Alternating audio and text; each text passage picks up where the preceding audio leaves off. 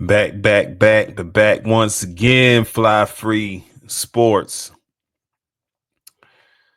Yeah, man, it's been a pretty good time this year in the NBA. I ain't did no NBA content in a minute, but I'm back. I know the ratings is down for the NBA, but the Memphis Grizzlies rating is up. You heard? So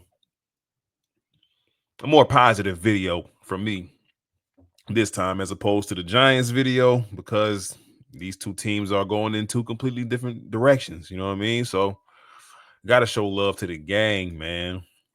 Grizz Nation. What up? What up? What up? What up? I'm just gonna read off some names for y'all real quick, if you don't mind, right? Okay.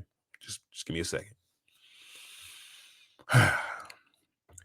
John Morant, Yuki Kalmara, Zach Edey, Brandon Clark, Jake LaRavia, Santi Aldama, Marcus Smart, Gigi Jackson, and Vince Williams.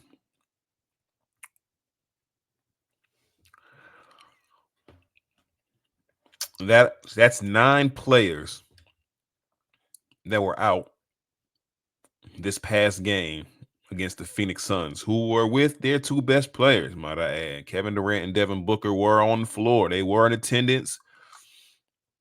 They were out there.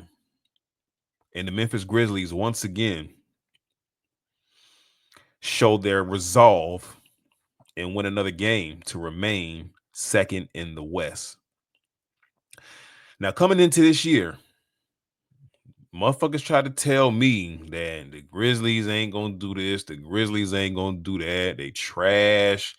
Ja Moran ain't it. Jaren Jackson. Well, Jaren Jackson. Me and that nigga got like a love-hate relationship. Desmond Bain, he ain't shit. Nobody on our team is shit. You know what I mean? Like we're trash. So they said, right? But I just want to give a quick shout out, man, to Zach Kleiman, man. I think he's don't they have like an exec of the year? If he has to win executive of the year, hands down, like because this is the best roster in the NBA currently. You can argue OKC, but like 1 through 12, I don't think it's a debate. I don't think it's a debate whatsoever. The Memphis Grizzlies are the best roster in the NBA. And I'm not just saying that because I'm a fan. It's actually being proven out on the floor on a nightly basis. If you didn't know, the Memphis Grizzlies lead the league in injuries once again for the second year in a row. Like we've had the most, like I guess, like starting lineups and guys, games missed from injury from the guys on the team. Everybody's been out at a particular point. Jaren missed the first, I think, like 2 games. Ja's been in and out. Dez had the oblique injury. He's been out. Gigi and Vince have not played at all. Well, Vince came back for like 1 game, but he went right back out. So Vince has played like 1 game this year. Gigi has not played any games. Jake LaRavia, he's been added to the injury report as recently as last week with an ankle, I believe. Zach Edey, he's been in and out. Who else? Marcus Smart, he's been out for the most part, but he's played some games and contributed here and there. Yeah, man. So like there's just really Santi Aldama, who's been playing phenomenal this year and is a candidate for 6 man of the year. He's been out recently. Just to be able to weather that type of a storm and be second in the West, like the harder conference. We're not talking about the East, like we're talking about the West, where it's the most competitive conference in the NBA. Like, and you don't hear none of this shit on national media. Not that I really watch it, but I'm sure they're not really going in, on Grizzlies content. You know what I mean? So that's why, we need content creators, man. Shout out to the Locked On Grizzlies guys who cover them. I watch that often. Mullen X and DeMichael Cole. I watch that all the time. Shout out to them. But yeah, the team has just been phenomenal this year, man. Like Jaren Jackson, it looked like he's taking another step offensively. And he should have, because he was the guy last year who had to be on the floor the most. You know what I mean? So he was shouldering the load for like the second half of the season. So it's good to see him keep developing. My only problem with Jaren, and I'm gonna say this right now, and I don't really care who feels a way about it. I just want to see Jaren do this shit when it really, really matters in the playoffs. In a 7-game series, when we need that game, and that game, not necessarily a game 7, but a must-win game. I need him to play the way he played in games like the Phoenix game, and a game like the Celtics game a few weeks ago when we won in Boston. That's the Jaren Jackson I want to see. I don't want to see the Jaren Jackson that fades away when the games get big and takes bad, ill-advised shots and can't rebound. But right now, I'm not going in on Jaren. Like Jaren's doing everything he's supposed to do. So I just want to see it when it matters. That's all. That's it. That's it, bro. I think he has the game. I think he has the ability. I just want to see it when it's time. Because Ja Morant, when Ja Morant is on the floor and in the playoffs, like he's gonna perform. I'm not worried about Ja at all. That's why I'm not worried that he's out right now. Like I don't care that it's actually probably better that Ja is out right now because we need him to be 100% or close to 100% when the playoffs come around. Because everybody knows in NBA basketball, you can get through the NBA season with your reserves but your stars have to be stars in the playoffs. When it really, really matters in the big games, your stars have to be stars. So let Ja Morant sit out as long as possible, as long as we can keep, being consistent and winning games. I'm fine with Ja Morant sitting out, taking time, rest up. I know he's a he's a live wire. You know what I mean? He's more of an injury risk than most stars in the league, just out of the style of play that he has. So I'm not mad at him being out right now. I'm not mad at all because we're winning. Now we were losing to be a whole different story, but we don't really need Ja to be going off. And I think that's why he kind of like changed his game up this year a little bit. He's been less aggressive scoring the ball and been more of in a passing role, facilitating role, which I really, really, really like. Don't burn yourself out in the regular season. Let's just get to where we're going, and then you can take over from there. But shout out to the team. Like I said, it's just been so many contributors, man. It's hard to even pinpoint. Desmond Bain was on his he was slumping for a while shooting, but he seemed to come out of that as expected. I've always had confidence in him. Who else? Jake LaRavia has probably been the biggest surprise of the year for the Grizzlies.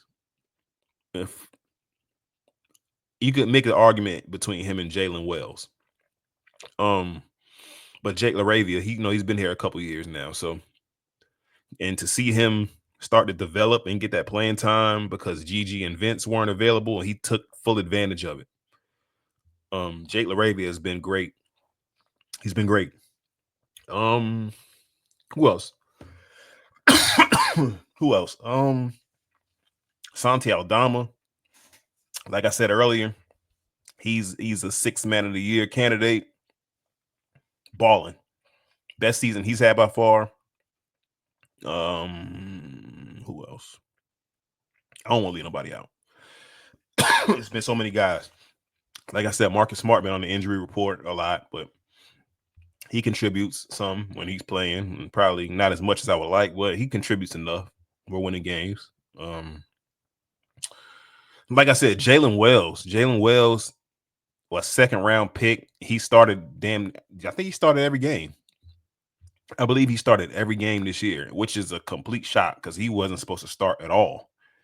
And he started every game. He's gone through his rookie moments and shit like that, but he's been very, very consistent as a defender and as a spot up shooter. He's shooting like 39-40% from 3. Can't ask for much more from the rookie. He's just a great story all around. He came in and he's another guy that just took advantage. Zach Edey, of course. Zach Edey's been very, very good when he's been out there. Aside from the injuries, he's had a pretty productive year, and I think we'll be able to use him a lot in the playoffs as well, depending on matchups, of course. But Zach Edey has been good. I know y'all saw my boy Cam Spencer, UConn Husky. He's starting to get in some run now with all these injuries, and he scored 50 in a game in the G League, so he obviously doesn't belong there. He should be on the NBA roster, which he is now, of course, on the 2-way contract. Got the fan favorite, Yuki Kawamura. Yuki's a fan favorite. I think he's another developmental guy that the Grizzlies will keep around for the long run. Don't want to leave out Scottie Pippen Jr., who has been damn near like a Tyus Jones replica. Like, remember when Tyus Jones was on the Grizzlies, how successful we were with Ja Morant being out all those games. Scottie Pippen Jr. is kind of being the same thing that Tyus used to be, that Stones used to be. So shout out to Scottie Pippen Jr. He's finally found a home in the NBA. Great to see for him. You know, the Lakers didn't use him. So come on to the Grizz, man. Be job backup and let's go get this ring, man. You heard? I feel like I'm leaving somebody out. Let me look at my who else am I leaving out? I don't think I'm leaving nobody else out. I think I spoke on all the guys. But yeah, man, we're just having a great season, man. We're the highest scoring team in the NBA on average, 123 and a half points a game.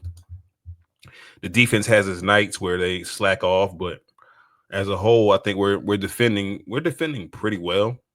It could be better.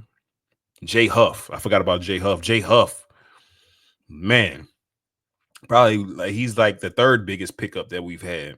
Jay Huff has been phenomenal, man, especially from outside shooting, 7-footer.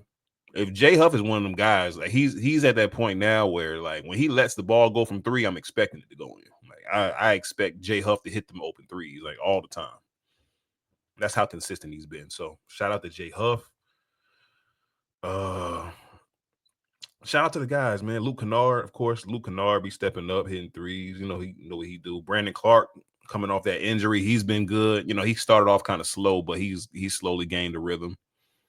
And shout out to Brandon Clark, man. He back hurt again, but I don't think it's anything serious. He'll be back. The whole team, man. The whole team. I just named off all those guys that I just named have been contributing through this whole year consistently, which is why we're able to be number 2 in the West with all these injuries. Like we can literally run like a combination of like 4 or 5 lineups that are still consistent and able to keep us afloat. So deepest team in the league by far. Hands down, hands down, hands down. I don't know who's our next game. We playing next. We play Sacramento next in Sacramento. You know they're going through their own thing, just firing Mike Brown and all that. But I think another team we could beat, even with the injuries, man. And that's crazy that I could even say that at this point. But they haven't shown me that they're gonna be out there bullshitting. Taylor Jenkins, for all the grief I give him, he's been pretty good. I just wanted like he's another one. I'm gonna say the same thing for him that I say for Jaren Jackson. She got to show me in the playoffs, man. Those are the two guys I'm gonna have my eyes on when the playoffs start. Taylor Jenkins and Jaren Jackson. So that's pretty much all I really got to say. But shout out to the fucking squad, man. I think if we're healthy, we're winning the championship. Flat out. I really, really, really believe that, man. I really believe that. If we're 100% healthy or at least close to it, if we're not missing too many guys, I think we have a very, very good shot at winning the championship. And I think we will. So shout out to the fucking gang, man. Grizz gang, Fly Free CT, Fly Free Sports, and I'm out.